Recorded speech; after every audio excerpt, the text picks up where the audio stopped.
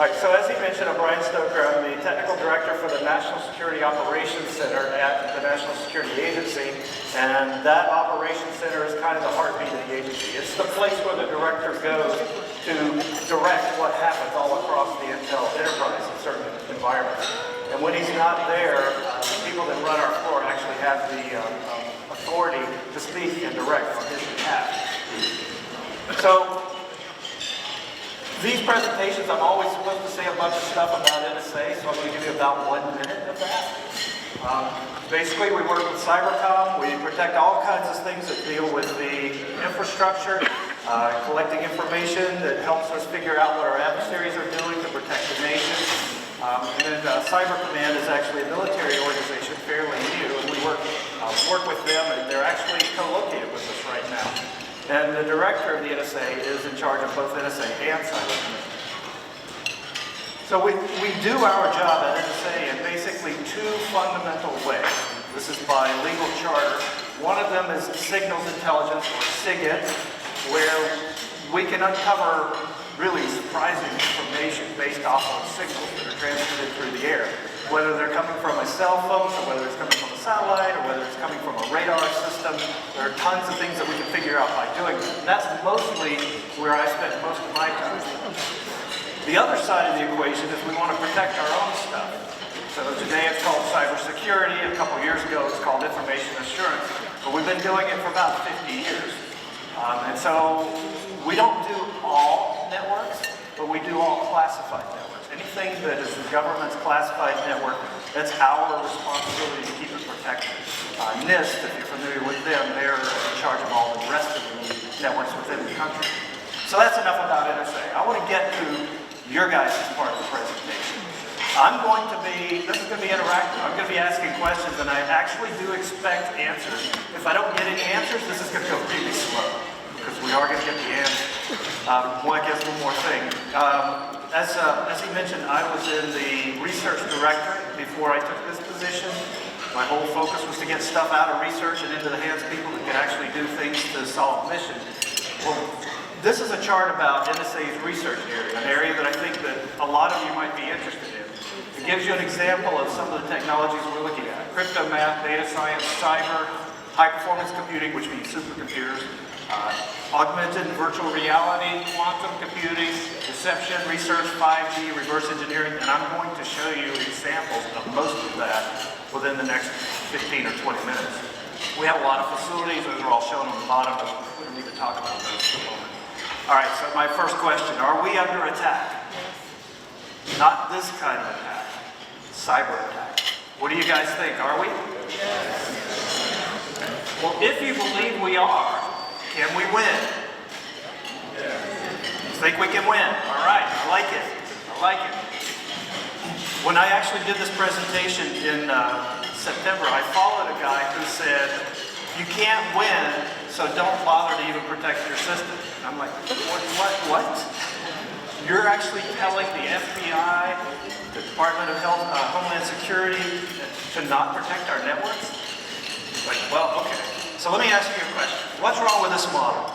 The Office of Personnel Management, which handles all the government employment stuff, Facebook, Marriott, Target, Equifax, and Capital One, they all got hacked in the last 5 or 10 years.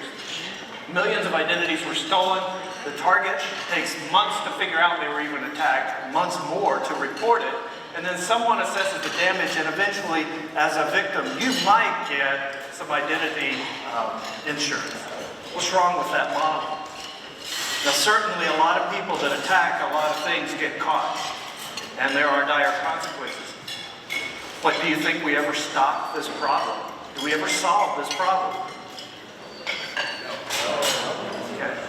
Well, I would like to explore a few ideas. I want to get you thinking about ways that maybe we can do a better job of stopping the problem. So let me ask you, what's the #1 threat to the national infrastructure? Yell it out. What do you think?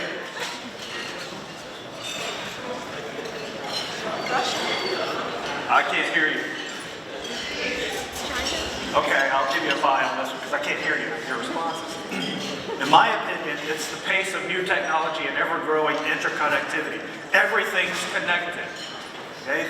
The Internet of Things is becoming the Internet of everything, and everything is connected, and that's a risk. It's empowering, but it's also a risk. For example, how many ways can you contact your family? Name them. What do you think? Telephones. Text. Social media. Social media. What's that? Refrigerators?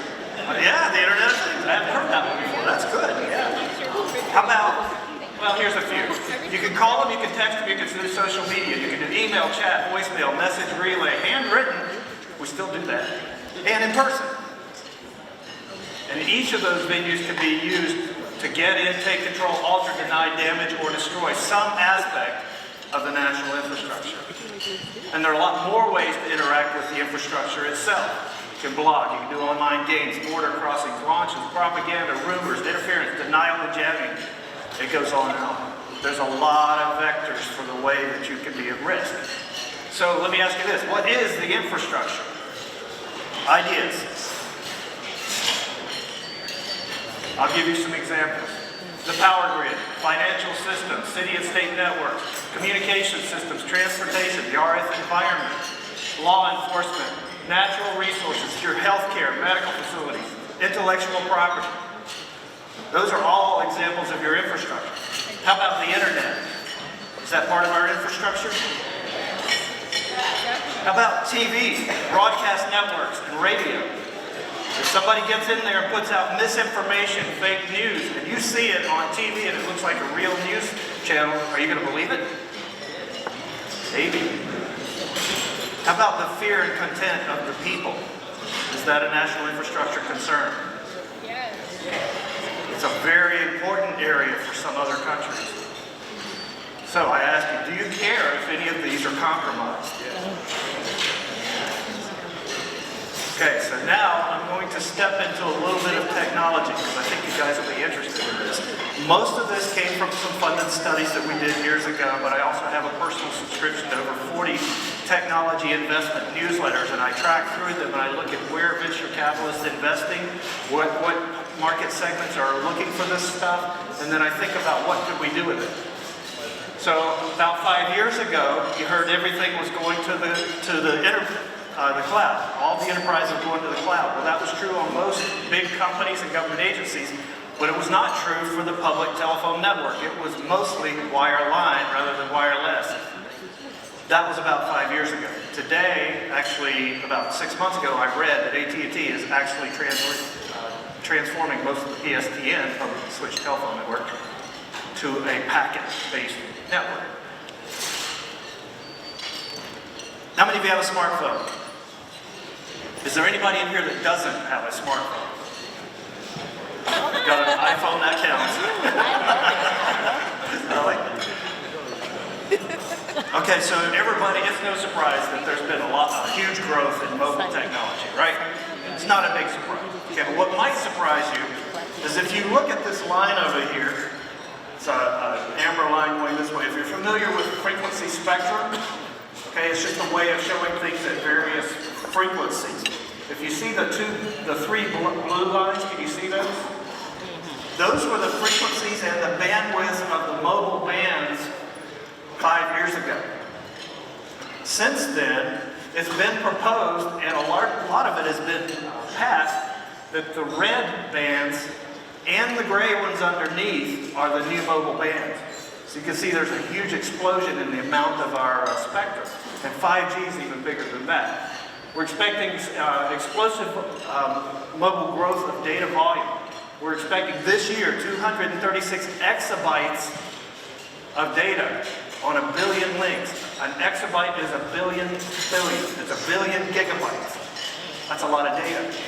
And then we've got our wireless networks. We've got mobile technologies coming along. It has machine-to-machine, end-to-end, and device-to-device technologies, D2D. We'll talk about those a little bit more in a moment. Now we also have something called off-the-grid networks. For a long time, everybody was focused on everything's got to be on the grid. We got to focus everything on the grid. Well, now with the mobile technologies having the device-to-device, we can go directly from device to device and not be on the grid. And we have new technologies, energy harvesting technologies, such as, let's go old school. Anybody remember watches when you walk like this, it winds it up for you? That's energy harvesting.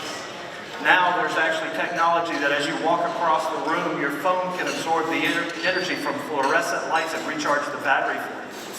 That's energy harvesting.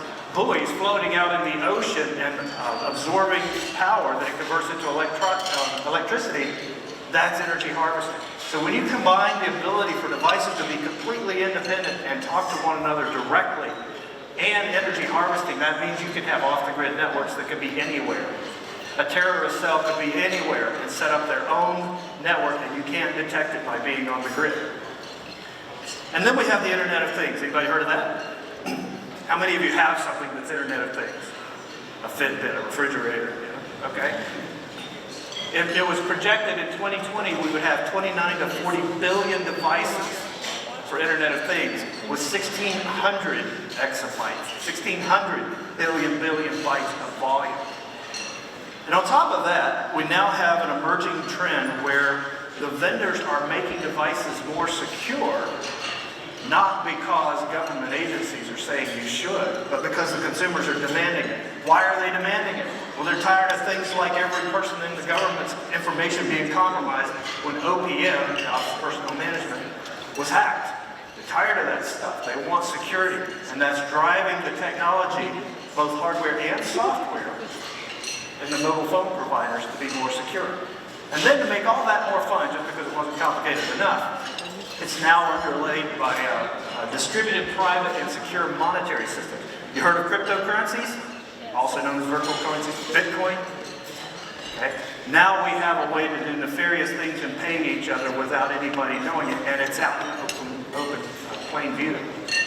All right, so I'm going to give you a little idea of the volume. I'm not going to go through all of these. And these bars are not to scale from bar to bar. Roughly 5 years ago, 2014 and 15, you can see the green line. That's how much volume of data there was at that point.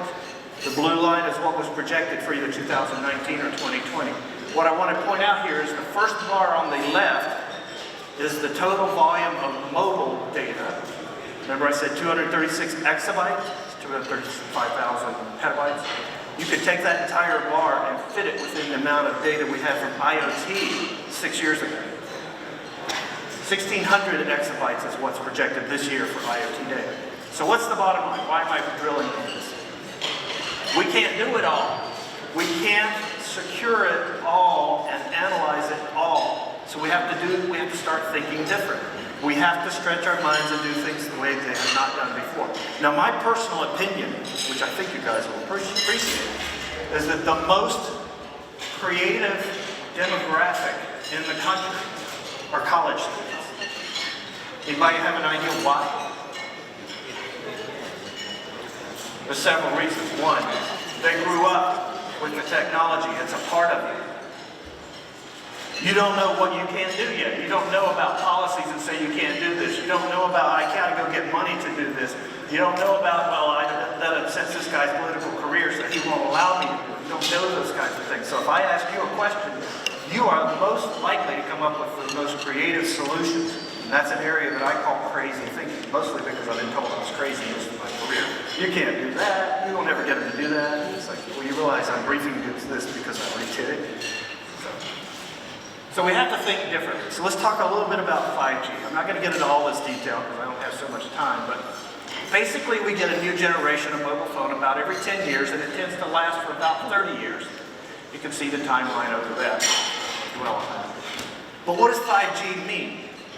Kiplinger letter says that it will revolutionize the whole industry. We'll have web speeds 100 times faster. We'll have latency less than a millisecond, which really means that the signals pass through the equipment a lot faster because we have better electronics. But I want to put it in a little bit different way that maybe is a little more easy to understand. How many of you have seen Guardians of the Galaxy? Okay, if you haven't seen it, go see it. It's really good. Both the first one and the second. It's a little over 2 hours.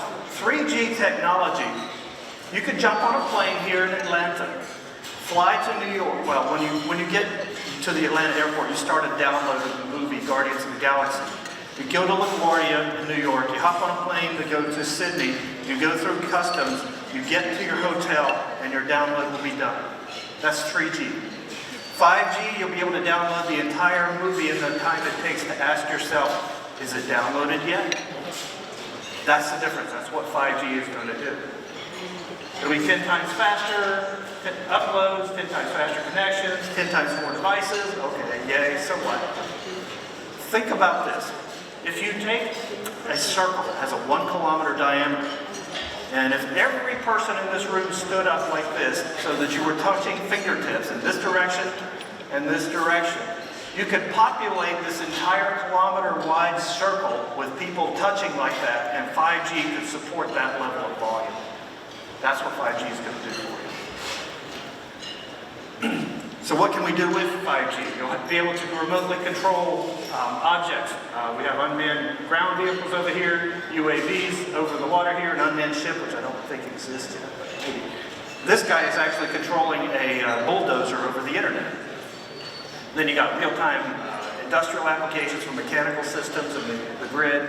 This one's kind of scary to me, remote healthcare. How many of you have heard of medical tourism? Okay, so, you need a heart operation. It costs $150,000 in this country, but you can get it done for, say, $20,000 in Israel. So your insurance company will actually pay to fly you and cover the operation, let you stay there and recuperate and come back because it costs less than having it done here. Well, these technologies, this one actually exists.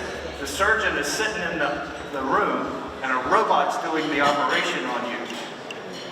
With 5G, he could be in Israel and you could be in this country and he's operating that robot. That makes me a little nervous. You have driverless car routing, super fast internet to do VDCs and stuff like that. And then emergency response feeds. So there's an accident. The EMTs get out to where you were on the accident. They look at your issues. They call it into the hospital and they can be working and reading the diagnostic equipment while you're on the way. So they are prepared to fix you once you get there. Doesn't take too much of a stretch of the imagination to say, well, what if I took one of these surgical robots and put it in the EMT van and they actually worked on the at the point of accident? That's coming. Makes me a little nervous because if things wiggle when you drive a car. Okay? All right. Now, I didn't predict this one. Facebook did. There was a top scientist at Facebook. Now, when I briefed the researchers at our place, they said, is there a top scientist at Facebook? I don't know. But this is what was actually predicted. It was about 3 years ago. They said the smartphone will die in April 2020. How many believe that? How could that happen? It's not because little Johnny wants to see if it's really waterproof. It's because of the trends. If you look at this chart, BlackBerry started the smartphone revolution back in 2003, and they basically had a monopoly up until 2007 when the iPhone came out. A year later, Google brought out Android. But look at the market penetration, how it's starting to curl up, and then it gets to 2015 and 16 and it curls over. It was only 2% growth in market penetration from 15 to 16. The last 20% of trying to penetrate a market is typically not profitable. That same curve is shown over here. So BlackBerry had the crazy idea. Google and Apple went into the frenzy trying to create their versions. Then they're trying to scale it up to the masses. Now they're in the part where it's not worth trying to penetrate the market. So they're starting to think, what comes next? All right, well, if the smartphone's going to die, what does come next? Well, the venture capital says it's augmented reality. Okay, so what's that? It seamlessly blends real-world stuff that you're looking at with things that it puts in your vision that overlays them. So probably the most popular example are the line of scrimmage and the first down line when you're watching football. I used to give my kids when they were this big, I said, how do they keep repainting the field that quick? Okay, so that's cool, but why does that mean the smartphone's going to die? Okay, we can do AR, so what? Well, it's because you're not going to need the smartphone because you're going to be wearing it instead. If you look at the wearables market, it was starting to go on that S-curve, okay? It was actually flattening out. They're predicting that with AR, when it comes along, you're going to be wearing glasses that are wearables, and that will ramp the market up again. All right, so what is augmented reality? Let's do some examples. Right now, with your smartphone, you can get an app and you can say, hey, tell me where I can get, whatever, for discount. And it'll say, go to this store at this address. GPS might actually tell you how to get there. With augmented reality, you'll wear the glasses, you'll walk into the store, and it'll paint the arrows on the floor and take you right to the place on the shelf where the discounted item is. Anybody know what this says? It's German. It's Einbahnstraße. Anybody know what that means? One-way street. One-way street. That's something you really want to know if you go to Germany and drive. Well, when you're looking at the sign with augmented reality, it can just show you what it actually says. You go to the doctor and he actually looks at you instead of his clipboard because the information's right there in front of him. Anybody know what these signs say? This first one, I looked it up. It turns out it's Romanian for tormented citizens. I don't know why we need a sign for that. But, and this other one I'm pretty sure is welcome to Georgia. All right, so the question is, how might augmented reality fit into your life? All right, so here's another example. This is a really high quality level of AR. This is put out by guys that do the fighter jet helmets and stuff like that. But I wanted to ask you, what do you think is an important feature in AR glasses? Yell it out. What do you think? Being able to see. What's that? Look like regular glasses. That's a good one. I hadn't heard that one before. That's a really good one. I'll give you a hint. How are you going to control it? I don't know about you, but with my smartphone, I got lots of fingerprints on it, and it's really annoying. If you wear glasses, I tell you, when you get fingerprints on your glasses, it really sucks. You think you're going to touch your augmented reality glasses? How are you going to control it? What's that? With the eyes, maybe. What's that? I can't hear you. Gestures. Oh, gestures. Oh, okay, yeah. Personally, I think it's going to be voice. Okay? You can control your, okay, Google, tell me, call Mr. Tire. I'm on my way and I have a flat, whatever. You can do that, so why not do it with the glasses? So this particular set's got a lot of features, and I won't go into all the details of it, but over here, this is kind of interesting. Have you ever seen anybody that, like in an airport or something like that, they come up to you and they're just talking to themselves, and it's kind of just, you kind of get real uneasy about it till you realize they got this black domino stuck to their ear and they're talking to a phone? That phone, when you get into a very noisy environment, characterized on this chart as 95 dBA, which is audio range power. It's basically worthless when you get into the high noise environment. It's down to about 10% likelihood of getting your message through. But this cope and whisper mode is still at about 90% performance, even in the noisiest environment. So I think voice is going to be one of the ways you do it. Now, these other things have the advantage of I can see things and react to it without somebody thinking I'm talking to myself, right? So there will be some of that too. Artificial intelligence is a natural match for cybersecurity. The problem is that cybersecurity is low on the AI markets list. I won't go through all the details here of this, but if that's true, what are the hottest technologies for AI? They're focused on AI-optimized hardware. Diane Bryant from Intel says that the current implementations of AI are small enough that they can use GPUs, graphic processing units. But those won't scale in the future. That's why NVIDIA, if you look at them up there, is one of the main players in the AI-optimized hardware world. They want to maintain their market share. Natural language generation, speech recognition, robotics, virtual personal assistants, machine learning, and deep learning. Those are the things the AI community is predominantly interested in. So cybersecurity would be a perfect application. Blockchain. You guys know what blockchain is? I won't get into the details of it, but basically there can be transactions. They get encrypted, a hash of that is put into the next block, and then that gets encrypted, and a hash of that goes into the next block, and this is distributed over hundreds or thousands of computers. Everybody can see it, nobody can read the transactions, but if anybody changes something because of the hash, everybody will know something was changed. It makes it very hard to compromise. It means that you have to compromise more than half the computers all within the update time of a block. Now with Bitcoin, that's about 10 minutes unless they changed it recently. Okay, but with a lot of others, it's down to seconds. Okay, it's very hard to hack and change. Okay, so what do we care? That's a transition, it's a transaction register. It's going to be huge in the financial industry. So here's why. These are the predominant areas. The only one I want to focus on due to time is one called smart contracts. It was the guy that invented Ethereum, one of the cryptocurrencies, also invented smart contracts. And what does that mean? That means if George wants to have Sally do something, he sets up a smart contract, and when Sally completes the job, she automatically gets paid in cryptocurrency. That is a perfect scenario for paying somebody with no trace. You never know the money transaction occurred.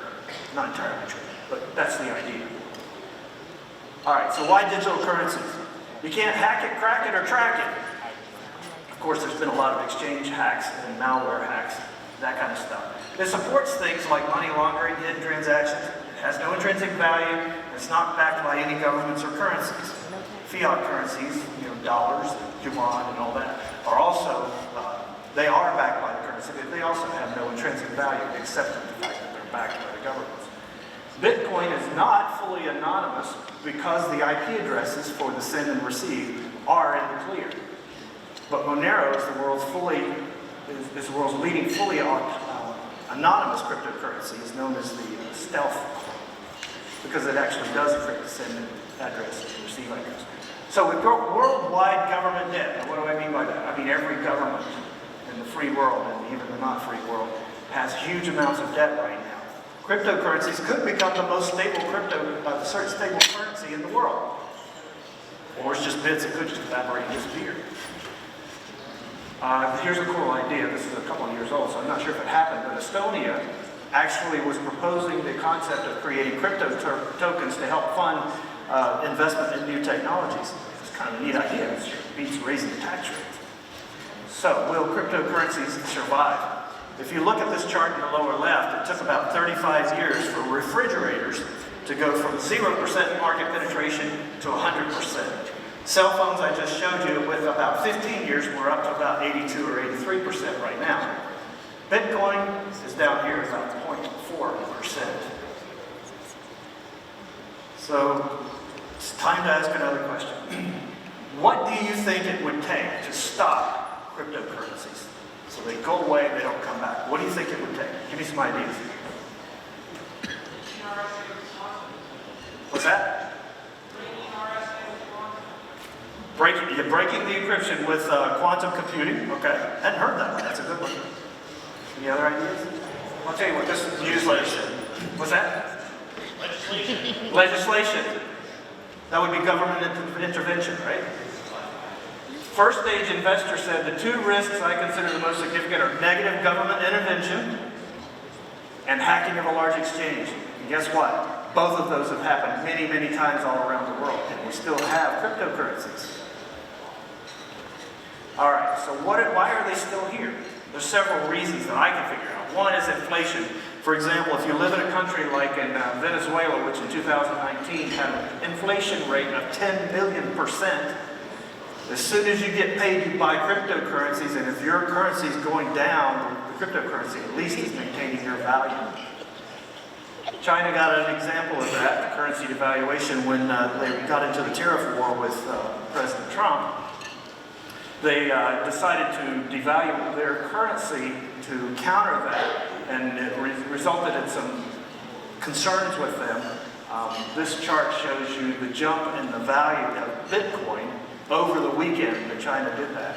I did have a chart here, I don't have it now, that showed how many thousands of yuan it jumped in value.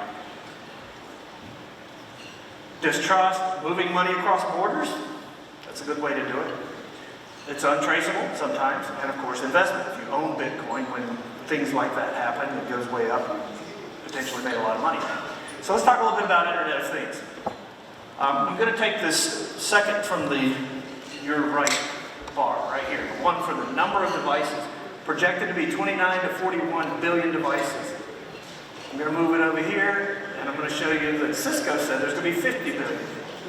Intel said there's going to be 200 billion. Why do you think Intel would say something that's so far out of the realm of what everybody else is predicting? You think they might know something the rest of us don't? Does Intel build their chips and put them on the shelf? Do they? No, generally not, right? They do a build to order. You think they're getting orders for that many Internet of Things devices? I don't know, maybe. Okay, so we're going to have millions of devices. So what? It's projected that with the Internet of Things, we will have 90% reduction in the 35,000 deaths per year from traffic accidents just in the U.S. We're expecting an improvement in the traffic flow, reduction in crime, reduction in global greenhouse, more efficient use of energy, and even cutting the cost of chronic disease treatment in half, all because of the Internet of Things. All right, so is security of Internet of Things important? This is a little bit old, but this was the top 10 number of vulnerabilities of the Internet of Things. And rather than reading them all, it basically comes into the categories of data loss, denial of service, and device takeover. So let me give you some examples. In 2014, there was a Botnet attack. You guys know what Botnet is? That'd be like me hooking up all your cell phones and tapping some of your processing power to hide the fact that I'm doing something with your phone. Okay? They did a distributed denial of the service attack using that botnet that had 215 gigabits per second, gigabits per second peak rate. Tens of thousands of devices were used for denial of service in the 2-year period of 16 to 18. In 2014, there was a baby monitor attack. So this little kid's laying in his room and somebody outside is screaming through his baby monitor, "Wake up, wake up!" I don't know if it woke up the kid, but I'm pretty sure it drove the parents nuts. Stealing medical data. This is actually considered more valuable than credit card data. Any idea why?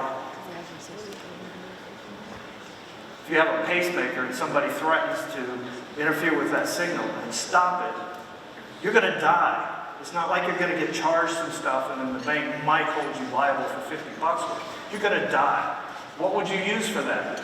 You know, why would they use that? Maybe they want to get secrets. Maybe they want to get your money. Maybe a lot of things that you can do with that kind of blackmail capability. July 2015, 2 researchers, I'm not sure where, but I have an idea. They hacked into a Jeep Cherokee and penetrated the OnStar. They were able to unlock the door, start the ignition, access the owner's email, because everybody keeps email in their car, right?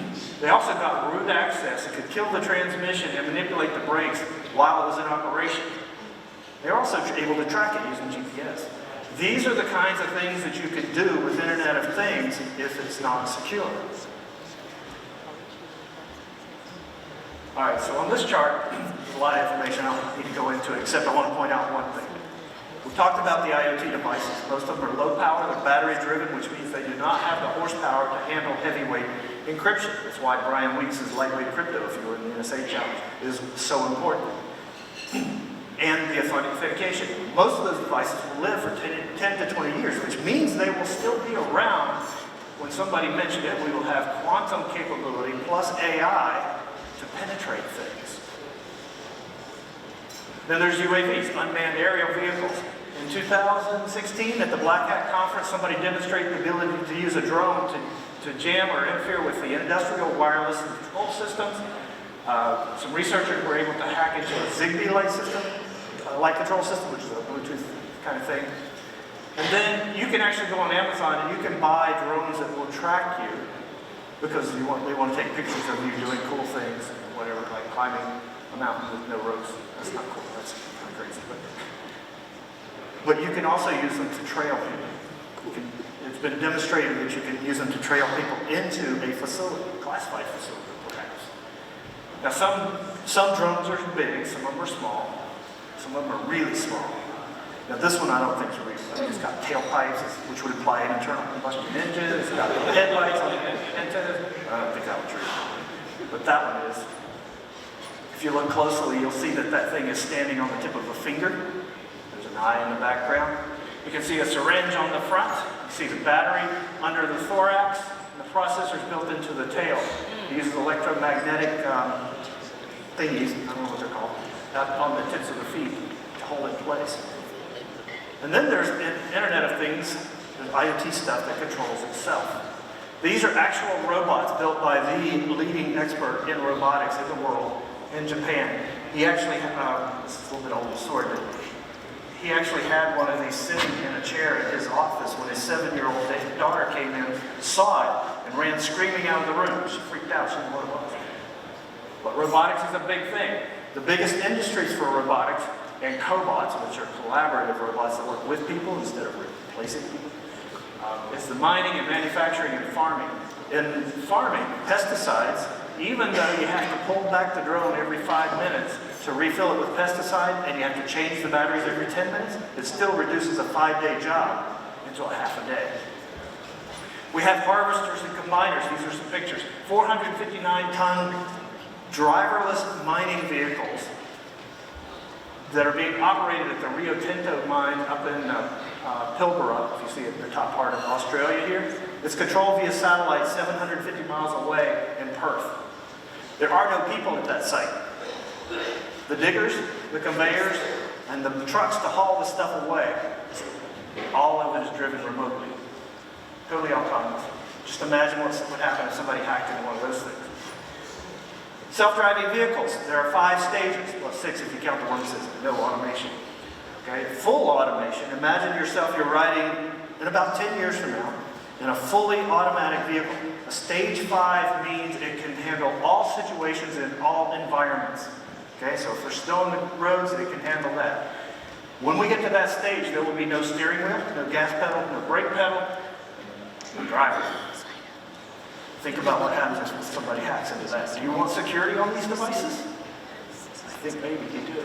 So this is your pop quiz. What's the number one thing that inspires creativity, game-changing, revolutionary progress? What do you think it is? Problem solving? Problems? Yep. Necessity is the mother of invention. Other ideas? Tasking from your boss? I think it's asking the right questions from the right people. Remember, I talked about the most creative demographic in the country are college students, in my opinion. If I come up with the right questions and ask you, you will come up with new things. So what I'm talking about doing here is what I've been doing to you ever since I got up to the stage. I ask you questions. You immediately start engaging. You start thinking. It's a cognitive ploy to extract creativity from you, to make you think, make you absorb. It's not important what I say. It's important what you say and what you think. What you say is what you think to yourself as well. So what is crazy thinking? It's thinking about a situation, a technology, a product, a problem on the competition, whatever, and asking yourself a few questions. How can I make this better? How can it be more valuable? How can I twist it and do something unique? What else is there besides what I think is the solution or what I think is the problem? So let's try it. I'm going to ask you as a group. Is it a good idea to post or tweet comments and pictures of your daily ventures on social media while you're traveling? No. Why not? What could go wrong? Somebody can break into your house. They know where you are, so they can attack you. Those are a few examples. So if you think that's a bad idea, does everybody in your family know it's a bad idea? Do they know why? Have you told them? So if that's a bad idea, what's the solution? Don't do it, right? That's the obvious solution. But crazy thinking says, what are some other potential solutions? And due to time, I'm not going to pull this one out of you, but ban Twitter. Ban Twitter, I like that one. Especially since they said government can't have their data anymore. This is their terms of service. If you're a government person, you're not allowed to open an account. My point is there's usually an obvious solution to pretty much everything, but it's not always the best solution. You want to ask yourself, what else is there? How else could I look at this? If you guys have seen Dead Poets Society, which I just recently saw again, Robin Williams stands up on his desk and he says, why am I doing this? And the students have no clue. He's insane. And he says, it's because I want to see things from a different perspective. So ask yourself, how can I see this that I'm trying to solve from a different perspective? So why do people post their vacation experiences online? You know they do it. Why do they do it? Okay. They're doing it to boost their own ego, to say I'm here. They think everybody else in the world wants to know what they're doing. They don't know any better. They don't know how they're risking their self and their home or whatever. So beyond the personal gratification or the thrill, is there anything good that might come from posting something on social media while you're on travel? What's that? Meeting friends? Yes? Whatever I heard here. Okay, so it's kind of a social thing. Other people like to know where you are. Maybe parents like to know where their kids are. Okay, so there are benefits to doing it. There's just also risks. So what could you do with the service to reduce or eliminate the bad results and extend or enhance the good results?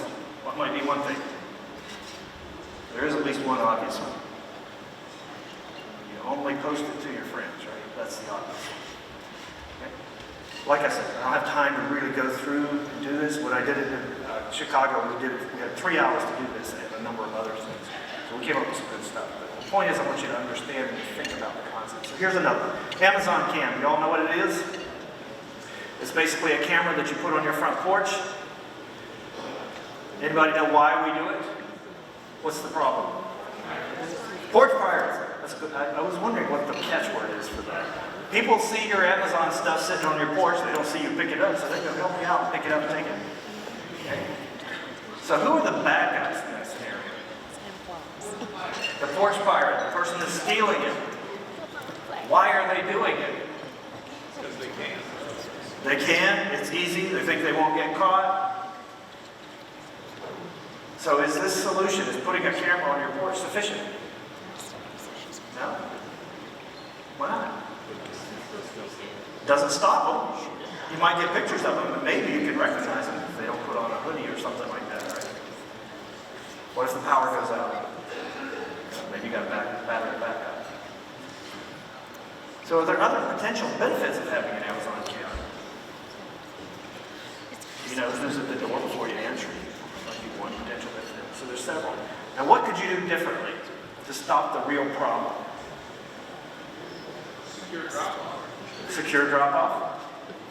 If you buy into Amazon's grocery concept, you could let Amazon delivery guy come into your house. I really like that one myself. All right, so you get the point. So what I would like to suggest that you consider for your personal future, create or tap into some kind of a mastermind team. I call it a dream team. I do actually have a crazy thing going on with a huge effort all across the country, tied into Intel and various other things. And I have a dream team.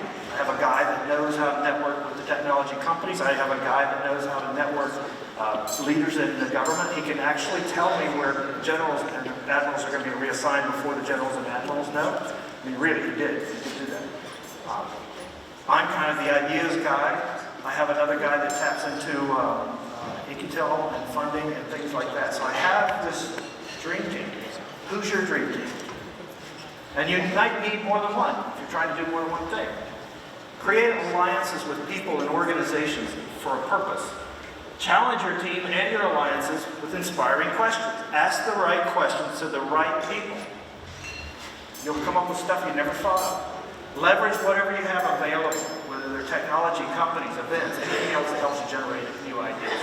For this challenge, and actually beyond this challenge, what I would suggest that you, the students, consider.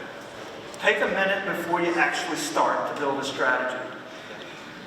Should you do everything in there as a team? Okay, I participated in one of the SANS courses. Do you guys know what a SANS course is? It's an ethical hacking course. They have a lot of those kind of classes, and I was taking one. And they divided the group up into two teams. We had to compete against each other. And we had to go into this network. We had to penetrate and get this information and recover it. It was PII, personal identification information. And then we had to decrypt it, and whoever was able to do that first won. Well, to be honest, I was looking at these teams, the tools that we had, and it made no sense to me. I'm an engineer, so I'm there. Well, how do you know if you want to use Metasploit versus this other thing versus that? I didn't get it, but I knew everybody else on the team did. I also knew that everybody else on the team had no idea how to run the encryption function. So while they were doing all that, I was compiling their information that was coming in. I was figuring out how to run the encryption. And because I did that in parallel, we actually ended up winning. We beat the other team by like 10 minutes or something. So consider, should you do some things individually in parallel, or should you do everything as a team? Can you break the task into parallel paths? Will you require time to figure out how to do it? Think about these kinds of things. This is another form of the crazy thinking. Just stop and think, what do I want to accomplish before we start? Looks like you've been from behind. And that's that. Any questions? Was this useful to you guys? Yes. Good. I hope it was entertaining. That was my goal. Get you to think.